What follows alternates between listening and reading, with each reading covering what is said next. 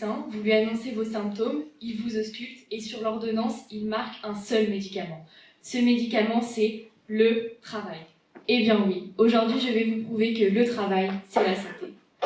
Quand j'étais petite, je posais déjà beaucoup de questions. Et pourquoi ci? Et pourquoi ça? Et comment? Et ma maman, je lui demandais toujours, mais maman, mais pourquoi tu vas travailler? Pourquoi tu restes pas avec nous à la maison? Et elle me répondait deux choses. La première, c'était, tu sais, Laura, je dois payer les factures, la nourriture. Et c'est vrai qu'on mangeait déjà beaucoup. Et la deuxième, c'était, le travail, c'est la santé. Moi, je comprenais pas vraiment ce qu'elle voulait me dire. Et la semaine dernière, j'ai pioché, le travail, c'est la santé. Alors, je suis arrivée chez moi et j'ai crié, maman, le travail, c'est la santé. Et depuis, j'essaye de trouver des arguments qui nous prouvent bel et bien que le travail, c'est la santé. Alors tout d'abord, je pense qu'il existe différentes formes de travail et que le travail, ce n'est pas juste se rendre dans un lieu de 8h à 17h et gagner de l'argent à la fin du mois. Aujourd'hui, j'aimerais vous parler de rééducation. L'année dernière, il y a un peu plus d'un an, j'ai été opérée du dos parce que j'avais une colonne en S et j'en ai appris 3 leçons. La première, c'est la patience parce que le lendemain, j'allais pas courir comme une antilope, non. D'abord, on se met assis au bord de lit, après, on se met debout, puis on marche un petit peu dans le couloir. La deuxième, c'est la persévérance, parce que c'était pas tous les jours facile, et qu'il y a certains jours où je disais à mon kiné que c'était un tortionnaire. Et la troisième, c'est la fierté, parce qu'il y a un peu plus d'un mois, j'ai remonté à cheval et j'étais super fière d'avoir accompli tout ce travail. Alors, le travail, pour moi, c'est pas seul... le travail, ça peut aussi être un travail sur nous, qui nous amène à l'épanouissement personnel et donc à la santé. Deuxièmement, je pense que le travail est un antidépresseur. L'être humain est très mauvais pour s'ennuyer.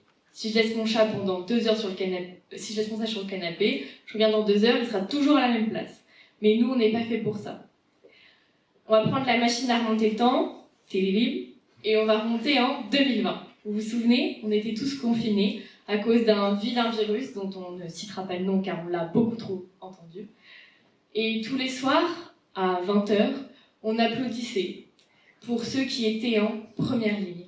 Mais est-ce qu'un soir, vous avez pensé à cet ouvrier au chômage partiel qui avait tout perdu, qui ne savait plus pourquoi il se levait le matin, qui devait rassurer ses enfants, faire le maître d'école?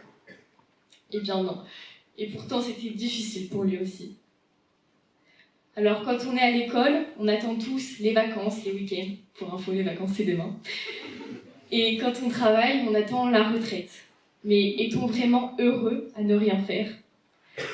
Alors, je vais vous raconter quelque chose. Cet été, j'ai fait 3 semaines de bénévolat dans une maison de retraite. Et je rentre dans une chambre. La dame était en train de trier ses mouchoirs. Et je commence à lui parler et elle me dit une phrase que je me souviendrai toujours.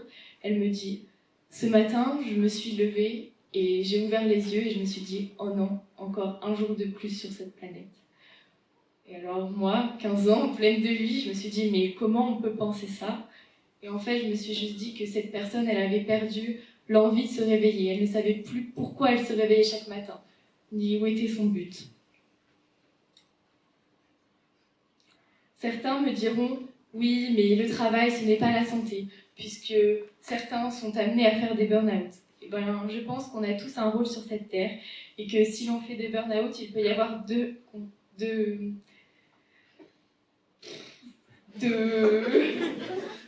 raisons. La première serait le surmenage, parce que oui, le travail, c'est comme les bonnes choses, le saucisson, il ne faut pas en abuser. Et la deuxième, c'est peut-être que vous pouvez être plus heureux ailleurs. Alors, je vous souhaite à tous de trouver cette voie, celle qui vous motive chaque matin pour vous réveiller. Et même si parfois c'est dur, je crois que vous aurez compris que pour être en bonne santé, il vous suffit juste de travailler.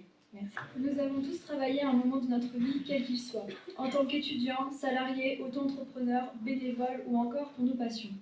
Selon les dictionnaires, le travail est l'ensemble des activités humaines organisées, coordonnées en vue de produire ce qui est utile, l'activité productive d'une personne. Nous comprenons donc que ces activités sont censées nous faciliter ou du moins améliorer nos vies en nous apportant une satisfaction personnelle ou un salaire. Mais alors, réalisons-nous nos activités sans épargner notre santé ?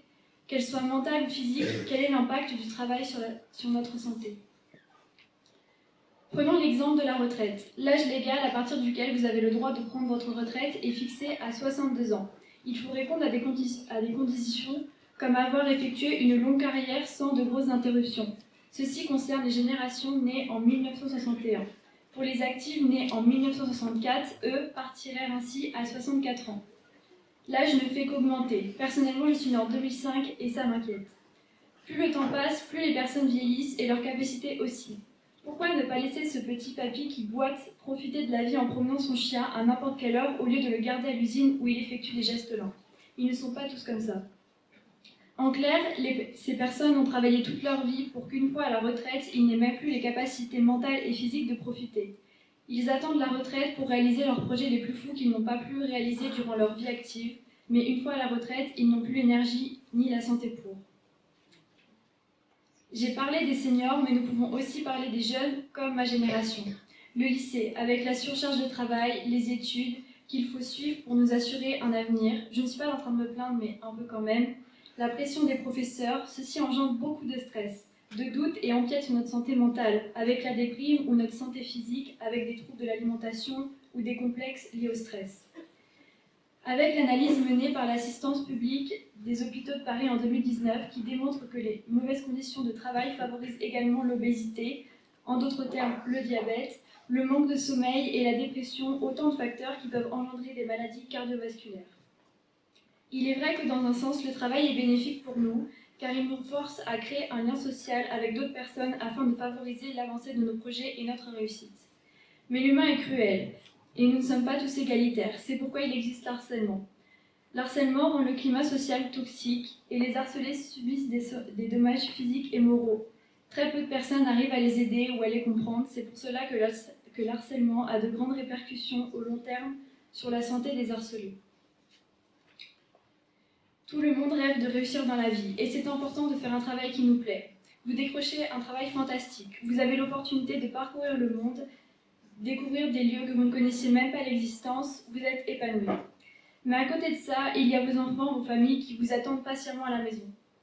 Avec votre travail qui vous prend énormément de temps, vos déplacements, vous ne les voyez qu'un week-end tous les 2 mois.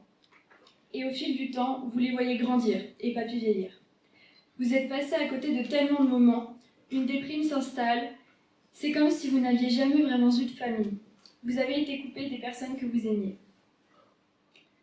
L'importance des règles de sécurité est majeure au travail car elle peut avoir des répercussions sur plusieurs vies. Prenons l'exemple d'un couvreur qui tombe d'un toit car les mesures de sécurité n'ont pas été renseignées par l'employeur. Ce dernier devient paraplégique. Imaginez juste la santé mentale de la victime et de sa famille. Selon l'article L4121 1er du Code du travail français, l'entreprise a l'obligation légale de veiller à la qualité de vie au travail de ses salariés. L'employeur prend des mesures nécessaires pour assurer la sécurité et protéger la santé physique et mentale des travailleurs. C'est pour cela que le travail a un impact sur notre santé. Nous sommes des humains et non des machines. Nous avons des sentiments. Il y a beaucoup d'inégalités dans le monde et le travail en fait partie. On dit que le travail bien réparti ne tue pas. Alors pour moi, il faudrait commencer par retravailler nos emplois du temps pour être plus efficaces sans ruiner notre mental.